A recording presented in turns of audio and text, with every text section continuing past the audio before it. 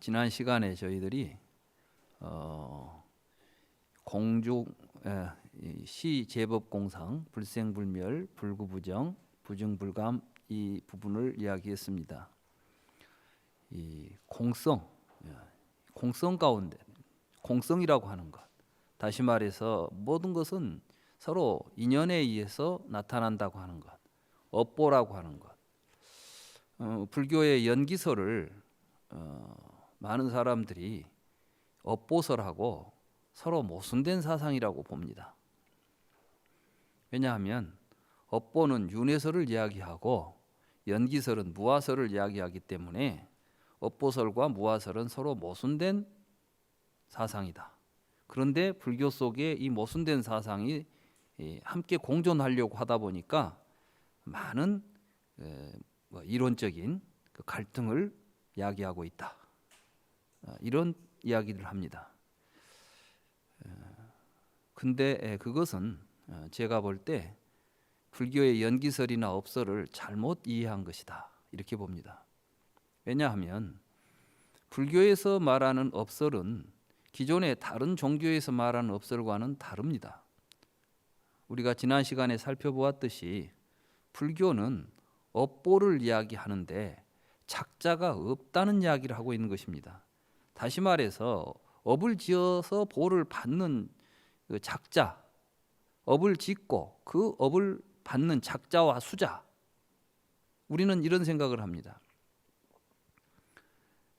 어제 했던 일의 결과를 오늘 내가 받는다. 그러면 어제 그 일을 했던 나와 오늘 그 일을 했던 내가 동일한 나라는 생각을 하게 되죠. 내가 업을 짓고 오늘 그 결과를 받는다라고 생각합니다. 이런 것을 우리는 이제 업보를 이야기하게 되면 업을 짓는 작자가 전제되어야 한다, 이런 생각을 하는 것이죠. 그런데 어떤 사람들은 또 그렇습니다. 만약에 작자가 없다면 그럼 도둑질을 한 사람에 대해서 책임을 누가 지느냐? 도둑질을 내가 했으니까 그 도둑질한 내가 책임을 져야 될 게 아니냐, 이런 이야기도 합니다. 그렇죠? 그렇게 보이죠? 사실은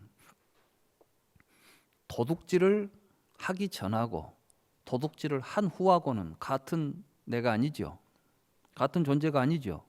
도둑질 하기 전에는 도둑질 하기 전에 이 사람은 도둑의 책임을 질 필요가 없습니다. 근데 도둑질을 했습니다.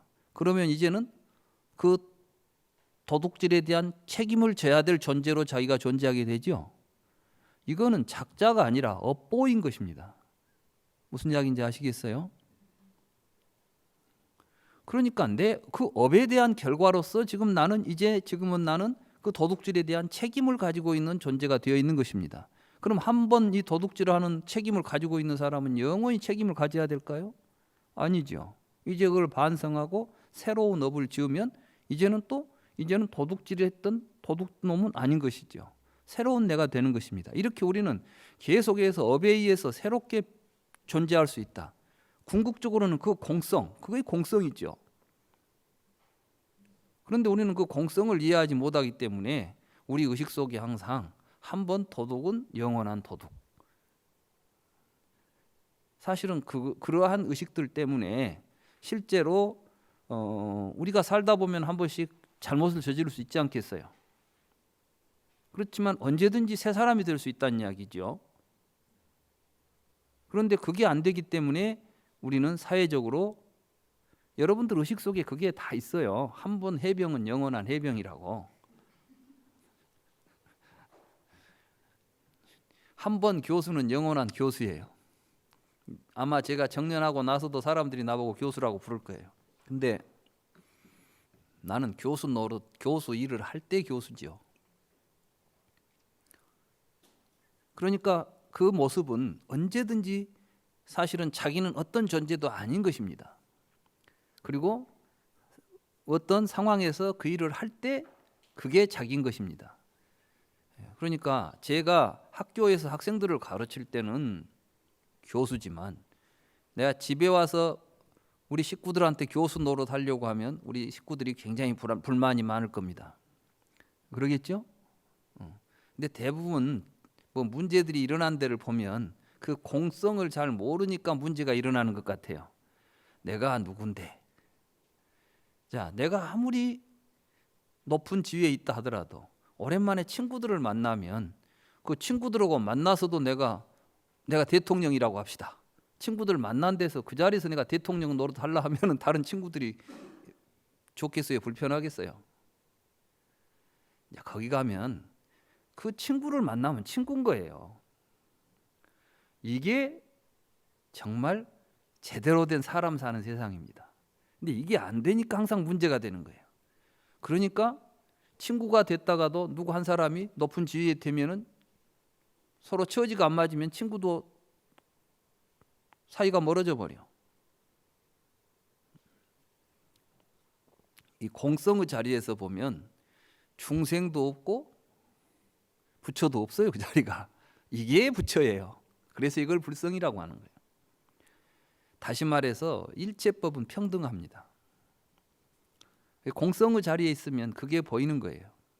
부처님은 그 자리에서 살았기 때문에 부처님이라고 부른 것이고, 그래서 그렇기 때문에 이 공 가운데는 우리가 일으키는 모든 차별적인 생각들이 존재할 수가 없습니다. 그래서 이제 그 다음에 그렇기 때문에 공중무생 무수상행식 무안이비설신의 무색성양 미촉법 무안개 내지 무의식계 이런 이야기가 나오죠. 이걸 이제 그렇기 때문에 공성 가운데는 색이 없고 수상행식이 없고 안이비설신의가 없고 색성양 미촉법이 없고 안개가 없고 내지 의식계까지 없다. 지금 이게 무슨 말일까요? 이걸 이제 잘못 해석하면 거기에는 뭐 몸도 없고 마음도 없고 눈도 없고 귀도 없고 코도 없고 막 이래요. 그게 무슨 말일까? 반야심경에서 제일 이해하기 어려운 부분이 아마 이 부분일 거예요. 그래서 어떤 사람들은 눈 없는 도리가 있을까? 그러면 이 공을 깨달으면 눈이 없어져 버린단 말인가? 여기에서 나오는 이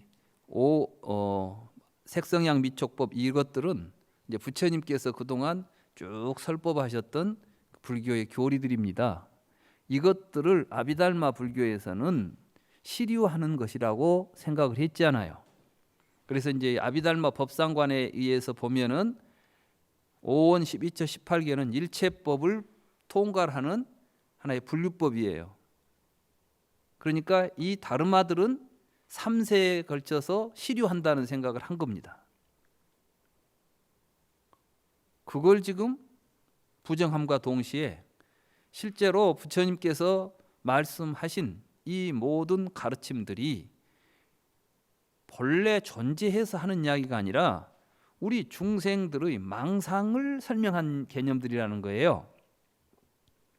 여러분들은 내 몸이 태어나서 죽을 때까지 존재할 것이다라고 생각하고 이 몸을 붙잡고 살고 있지만 공성을 깨달은 사람의 삶 속에서는 그 몸이라는 생각이 없다는 거예요. 자기 몸이라는 생각이 없고 안이비설신의 눈이 없고 코가 없고 하는 것이 아니라 지난번에 우리 공부할 때 행이라고 하는 것은 나라가 내가 있다는 생각을 일으키고 하게 되면 모든 게 행이라고 그랬죠. 그러면서 나라는 생각이 있기 때문에 눈으로 뭐가 보인다고 그랬죠. 이게 이제 12처예요. 안이비설신의 색성양 미촉법. 그런데 이 공성을 깨닫고 사는 사람의 삶 속에서는 나와 남에 대한 분별이 없이 보고 듣기 때문에 이게 안이비설신의 색성양 미촉법이라는 것은 서로 주관과 객관이 대립된 구조를 가지는 것이죠.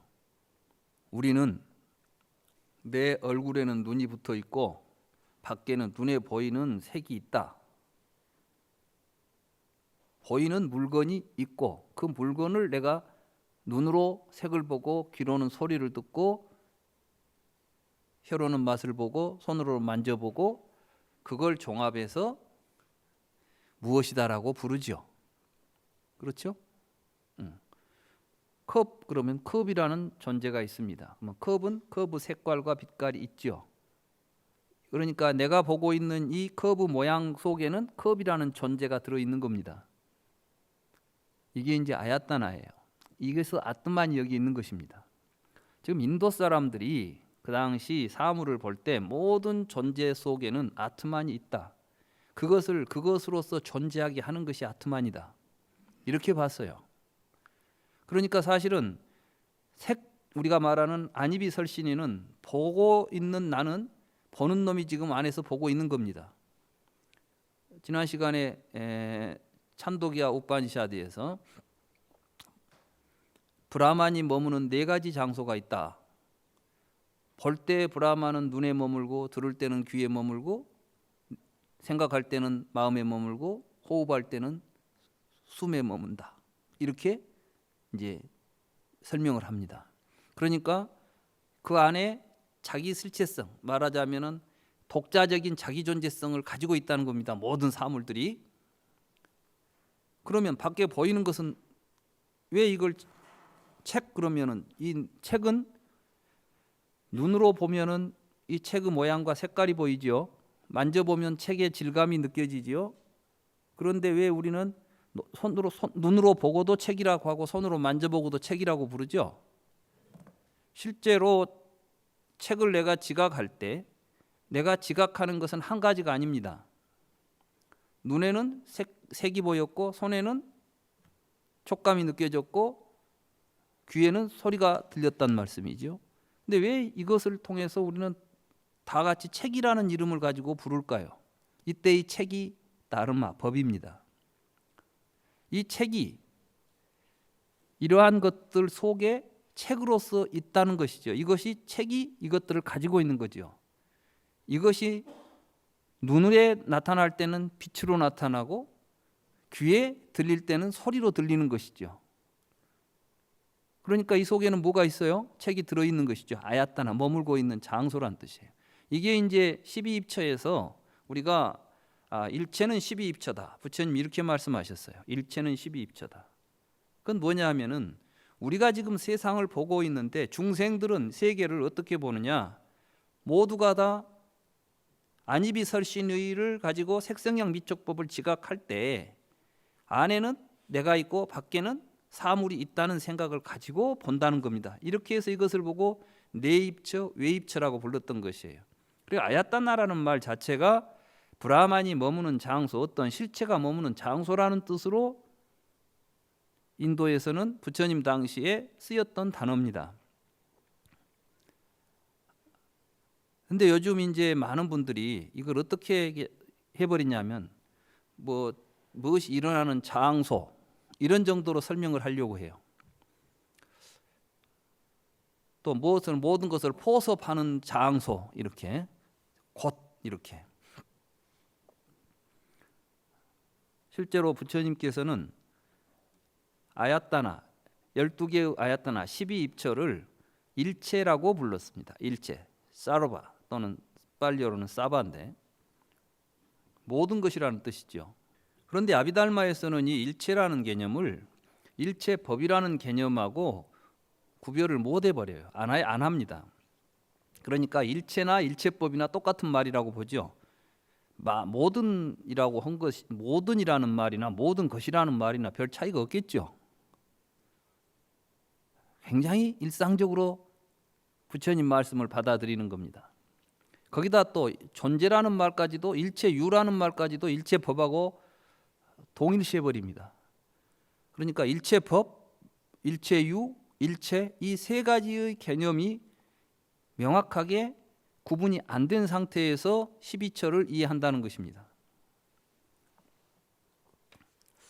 저는 사실 그 불교를 이제 연구할 때 제가 대학원에서 이 박사 논문을 쓰기 위해서 이제 이 경들을 읽어가면서 굉장히 혼란스러웠어요. 기존의 이해를 가지고 이걸 보니까 그렇다면 육근하고 육입 다시 말해서 안입이 설신의를 육근으로 해석해 버리면 육입하고 육근을 동일하다고 보게 되면 이해가 되지 않은 부분들이 참 많습니다. 지금 여러분들이 공중무생 무수상행식 무안입이 설신의를 육근으로 이해를 하니까 육근이라는 건 뭐라고 그랬죠? 지각 활동이라고 그랬죠. 그러면 공 가운데는 지각 활동이 없다는 이야기 아니에요. 육근이 없어진다는 이야기 아닙니까? 또 무명이 사라지면 육근이 사라져야 될 거 아니에요. 우리가 지금 무명을 연하에 행이 있고 식명생 육입촉수 이렇게 12연기에 보면 무명이 멸하니 행이 멸하고 식이 멸하고 명색이 멸하고 육입이 멸한다리 돼 있지 않습니까? 이해가 됐습니까? 육근이 멸한다는 식으로 설명하면 되겠습니까? 그럼 부처님은 무명을 가지고 있습니까? 무명이 사라진 분입니까? 부처님은 무명을 깨달아서 무명이 사라진 분 아니에요. 아라한들은 다 무명이 사라져야 됩니다. 무명이 사라진 아라한들에게는 육근이 사라졌을까요? 안 보고 안 들었을까요? 아니죠. 육입이 사라져야 되는데 육근은 사라진다고 하면 안 될 거 아니에요. 그렇기 때문에 육근과 육입을 동일시한다는 것은 불교를 이해하는 데 있어서 너무나 많은 그 착오를 일으키게 하는 것이에요. 제가 이제 경을 읽다 보니까 자바함경에 319, 320, 321경 이 세 개의 경이 나란히 나오는데 동일한 사람과의 대화입니다. 근데 경은 세 개로 나누어져 있지만은 진행은 사실은 논리적으로 319경의 이야기가 320경으로 이어지게 되고 320경의 이야기가 321경으로 이어지고 있다는 것을 알 수가 있습니다. 경의 내용을 보면. 그래서 여기 이제 여러분들의 교재 80쪽에 거기 좀 굵은 글씨로 자바함경에 나타나는 일체, 일체유, 일체법의 의미라고 되어 있죠. 그 부분을 보겠습니다. 자바함경에서 부처님께서는 생문바라문이라는 우파니샤드 철학자와의 대화를 통해서 일체와 일체유, 일체법이 각기 다른 의미라는 것을 보여주고 있습니다. 그때 이제 이 생문이라는 바라문으로 거기 표현이 되죠. 그러니까 바라문은 그 당시 우파니샤드를 공부하는 사람들 아니겠습니까? 우파니샤드가 바로 이 브라만의 그 베다에 속해 있는 글들이니까, 책들이니까. 그래서 이제 이렇게 319경에서 이렇게 대화가 진행됩니다. 한때 부처님께서 사위국 기수급 고덕원에 계셨습니다. 그때 생문이라는 바라문이 부처님 계신 곳으로 찾아와서 함께 인사를 나누고 자리에 물러나 부처님에게 물었습니다. 구담이시여. 이 구담이라는 것은 이제 부처님을 부르는 그 불교를 믿지 않고 외도들이 부처님을 구담이라고 부르는데 고오따마라는 말을 한문으로 구담이라고 번역한 것입니다. 그러니까 이제 고오따마 사문이여 이렇게 부처님 성씨가 고오따마죠. 부처님은 출가하시기 전에 성씨가 고오따마고 이름이 시달타지요. 그래서 고오따마 시달타인데 그러니까 우리식으로 말하자면 고오따마 선생 이렇게 이제 부르는 겁니다.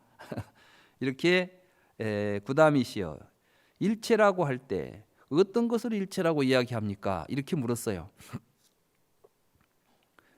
저는 이 글을 읽으면서 참으로 이상한 사람이 다 있다. 갑자기 일체 모든 것이 무엇이냐는 물음이 그 일상적인 대화에서 누가 와서 모든 것이 뭡니까? 이렇게 다짜고짜 물었다는 것은 좀 이상하지 않아요? 누가 여러분들에게 와서 일체가 무엇입니까? 이렇게 물으면 여러분 뭐라고 하겠어요? 저 사람이 뭘 지금 나한테 묻지? 모든 것이라니.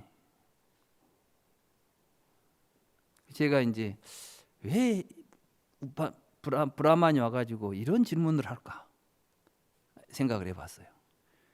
분명히 이 일체라는 말이 철학적으로 어떤 의미가 있을 것이다. 다시 말해서 우리가 일상적으로 쓰는 모든 이런 뜻이 아니라 일체라고 하는 이 말 자체가 철학적으로 가지고 있는 독특한 용법이 있을 것이다. 그리고 이것은 브라만 교에서 브라만이 와서 하기 때문에 우파니샤드 속에 어디 있지 않겠냐. 그래 이제 제가 우파니샤드를 읽다 보니까 일체는 브라만이다 이런 말이 나와요. 일체는 브라만이다. 그 뒤에 어떤 이야기가 나오냐면은 일체는 브라만에서 나와서 브라만으로 돌아간다. 그렇기 때문에 일체는 브라만이다. 이런 쌍위따 아니 뭐냐 이 쌍위따가 아니라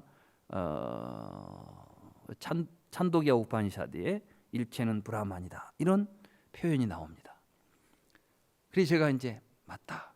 지금 이 브라만이 묻고 있는 일체는 뭐냐 하면 그러니까 그 뒤에 이야기도 이제 거기하고 맺어 보니까 맥락이 닿는다는 거예요. 어떻게? 지금 이 세계를 설명할 때 기독교에서는 태초에 하나님이 천지를 창조하셨느니라 이렇게 말하죠. 그러니까 기독교에서 말하는 일체는 뭐지요? 신이에요, 신. 일체는 신에게서 나와서 신에게로 돌아가죠. 그러니까 만물의 근원, 이 우주의 근원을 당신은 뭐라고 설명합니까? 지금 세계의 근원, 뿌리, 출발점 그게 뭡니까? 이렇게 물었던 거예요. 그러니까 부처님께서 12입처가 일체다 이렇게 대답을 한 겁니다. 그러니까 좀 말이 되죠. 그럼 그 당시 일체에 대한 이야기들은 유물론자들은 지수화풍 4대가 일체다 그래 말했어요. 모든 것은 지수화풍 4대, 모든 것은 지수화풍 4대가 모여서 만들어진 것이고 결국은 지수화풍 4대로 돌아오니까 모든 것은 지수화풍 4대다 이렇게 말했죠. 부처님에게 지금 그걸 묻는 겁니다.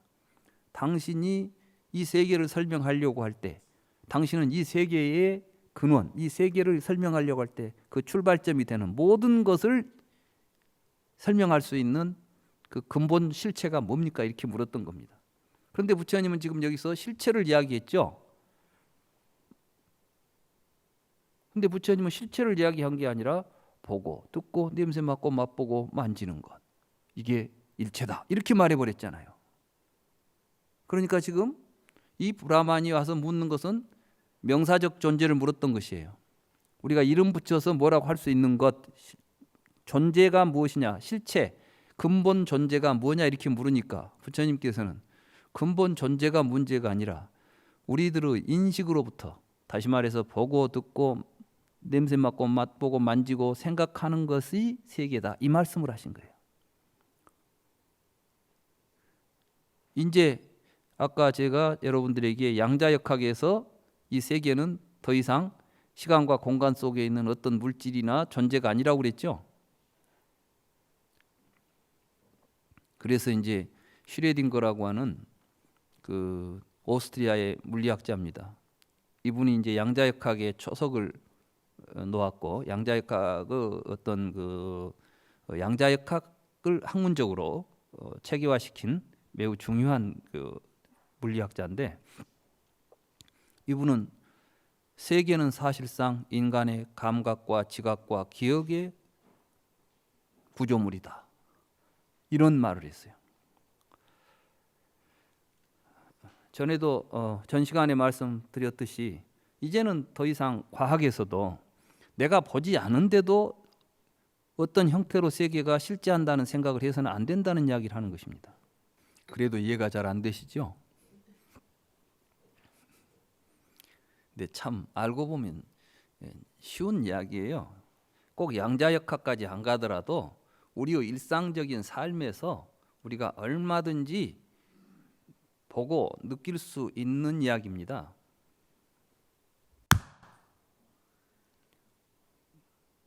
방금 소리가 어디서 나왔죠? 손에서 나왔죠? 손바닥에서. 그래, 여러분들은 그렇게 생각을 해. 손바닥에서 소리가 나왔다면 오른손바닥에서 나왔어요? 왼손바닥에서 나왔어요? 또 나온 소리는 어디로 갔죠? 그래서 여러분들은 이렇게 말하면 소리가 나와서 어디로 간 것 같은데 지금은 안 들리니까 어디로 가버리고 없어졌어요. 그래서 지금 소리라는 놈이 손바닥에서 나온 것 같긴 해요. 왜냐하면 손바닥을 치니까 소리가 나왔으니까. 어디로 갔을까?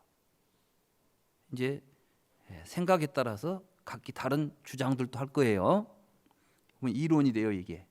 지금까지 우리가 가졌던 여러 가지 철학이나 이론들은 이러한 맥락에서 언어를 가지고 소리라는 것을 실체시해 가지고 소리는 손바닥을 치니까 나와 가지고 어디로 가고 뭐 이런 식으로 설명을 할 거예요. 근데 실제로는 그런 소리는 손바닥에서 나오지 않았습니다. 소리를 한번 잘 찾아가 봅시다. 소리의 근거를. 내가 만약에 진공 상태에서 손바닥을 쳤으면 소리가 났을까요? 아마 여러분들이 과학을 공부하지 않았으면 난다고 했을 거예요. 왜냐하면 손바닥을 치고 소리가 났는데 사실은 소리는 공기를 통해서 파장으로 전달이 되는 하나의 파장의 형태였고, 내가 손바닥을 쳤을 때 내가 한 일은 소리를 낸 게 아니라 공기를 충격을 줘가지고 파장을 일으키는 일을 했던 것이죠. 그런데 그 파장이 여러분들의 고막을 자극했을 것입니다. 자, 소리가 만약에 귀머거리가 이때 소리가 세상에 있을까요, 없을까요? 귀머거리는 소리가 없지. 왜냐하면 고막을 자극한 어떤 자극이 청각신경을 자극해서 그게 전기 신호로 바뀐답니다. 요즘 이제 그 연구를 하신 그 과학자들의 이야기를 들어보면 여러분들의 그 청각 귀를 보면 안에가 고막의 옆에 샘이 하나 있대요. 샘, 물이 있대요. 물이. 그 물에가 수면에 어떠한 고막에서 전달된 자극이 수면에 파장을 일으킨답니다. 그 파장의 강도에 의해서 수면 옆에가 이렇게 청각신경들이 있는데 거기에 신호가 자극을 주면 전기 신호로 바꿔진답니다. 그렇게 해서 뇌에 전달이 됐을 때에 소리라는 지각이 일어난답니다.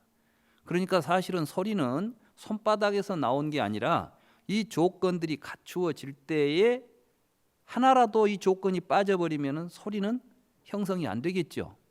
소리를 그런데 뭐 물질이 모여서 된 것이라고 봐야 되겠습니까? 이런 것들이 소리로 될 수 있는 전체적인 구조, 조건, 이게 있어야 되겠죠. 그게 연기예요. 그러니까 소리는 본래 존재하는 것이 아니지만 조건이 있으면 나타나고 조건이 없으면 사라지게 돼 있습니다. 그러니까 그런 것들은 실체가 없습니다. 이걸 보고 공이라고 부르는 것입니다. 그런데 여러분들은 실체가 있다고 생각했기 때문에 소문소리가 나와가지고 어디로 갔다는 생각을 한 거예요. 모든 법은 어디서 나와서 어디로 가지도 않습니다. 또 그리고 이것은 생겼다 없어지는 것도 아닙니다. 조건이 있으면 나타나고 사라지는 것이지.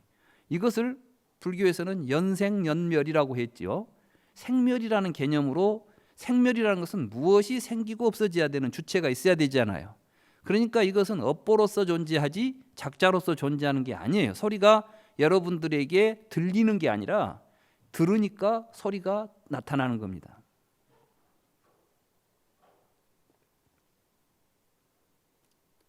여러분들은 소리를 귀로 듣죠? 그런데 박쥐는 소리로 봅니다. 박쥐는 이렇게 초음파를 통해서 초음파를 쏘면 반사되어 올 거 아니에요. 그러면 그 반사되는 빛을 이 음파를 받아가지고 모양을, 그들의 신경 조직 속에서는 소리가 형태로 나타난다는 겁니다. 그걸 지금 응용해서 우리가 초음파를 가지고 보지요. 근데 초음파는 빛은 피부를 파고 들어가지 못하지요.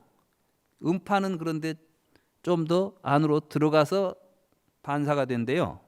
그러니까 초음파가 피부를 뚫고 들어가서 반사되기 때문에 밖에서 초음파를 쏘면은 안에 있는 장기들의 모습을 볼 수가 있죠. 그러니까 박쥐는 실은 우리들은 피부 바깥만 보지 안은 못 보는데 박쥐는 우리 속까지 들여다보는 거지. 그럼 박쥐에게 있는 세계하고 우리가 보는 존재하는 세계가 같아요, 달라요? 그럼 이 세계라는 것은 객관적으로 시간과 공간 속에 무엇이 근본적인 것이 있어서 만들어지는 겁니까? 모든 중생들이 살면서 보고 듣고 냄새 맡고 맛보고 만지고 생각하는 것이 세계라고 나타나겠습니까? 양자역학에서 그 점을 주목하게 된 겁니다.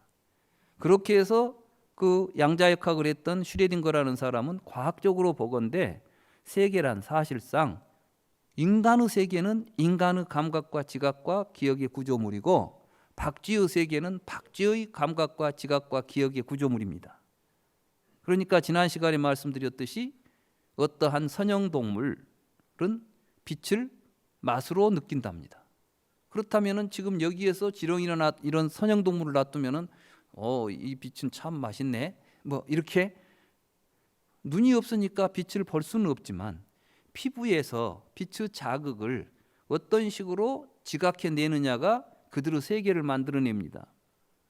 그런데 이것은 무엇이 우선하다고 말할 수가 없습니다. 여러분들의 눈은 빛을 보지 않으면 사라집니다.